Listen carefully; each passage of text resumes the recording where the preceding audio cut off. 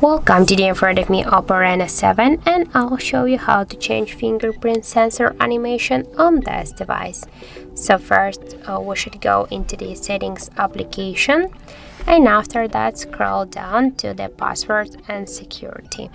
Here click to the fingerprint section, enter your password or draw the pattern, and here after that tap to the fingerprint animation. Now we get selected the first one, and just to change it, select one from these available animations. For example, I'll go with the last one. Now just here block your device, and now as can you see, when I just press the sensor, the fingerprint sensor, we just can see the changes in our fingerprint animation here.